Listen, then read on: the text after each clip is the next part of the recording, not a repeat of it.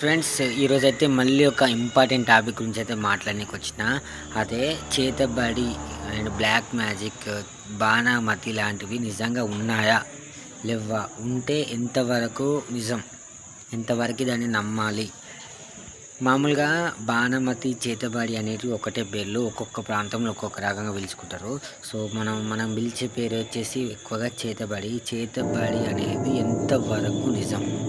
So, ఒక వ్యక్తి పైన ఒక వ్యక్తిని టచ్ చేయకుండా, ఒక వ్యక్తిని ముట్టుకోకుండా, పట్టుకోకుండా అతన్ని హతమార్చేదే చేతబడి.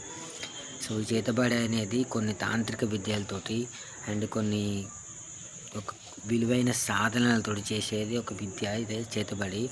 సో, ఒక మనిషిని హింసించి చంపడాన్ని చేతబడి అంటారు. ఇది పూర్వకాలంలో చాలా వరకైతే దీన్ని యూజ్ చేసేవారు. కానీ ఇప్పుడు ఈ కలియుగంలో కూడా అదే చేతబడి చేసి మనుషులను చంపేది మనం అక్కడక్కడ న్యూస్ అయితే వింటూనే ఉంటాం. సో, ఈ చేతబడి అనేది ఒక వ్యక్తి యొక్క ఎంట్రుకలు, జుట్టు అండ్ బట్టలు అండ్ వాళ్ళ తిన్న మట్టి ఇలాంటివి అన్నీ మనకు తెలుసు.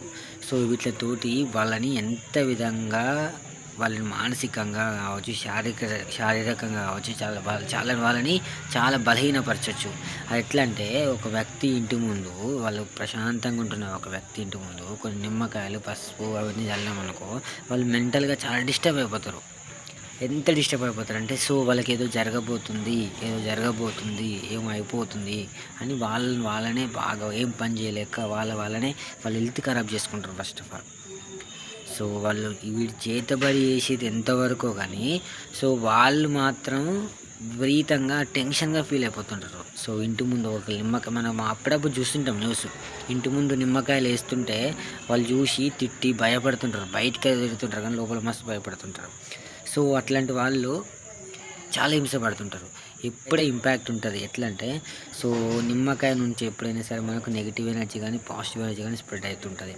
అట్లాగే వీళ్ళ వాడిన వస్తువులని కానీ తీసుకున్నప్పుడు ఆటోమేటిక్గా వీళ్ళు వాళ్ళ ఇంటి ముందు వేసినప్పుడు వాళ్ళు ఎంత టెన్షన్ పడతారో వీళ్ళు కొద్దిగా చేస్తారు. చేయడం వల్ల వచ్చి వాళ్ళ ఇంటి ముందు కొంచెం ఎండు మిరపకాయ లాంటివి వేసినాం అనుకో, ఆటోమేటిక్గా వాళ్ళ ఇంటి ముందు నుంచి నెగిటివ్ ఎనర్జీ స్ప్రెడ్ అయిపోతుంటుంది.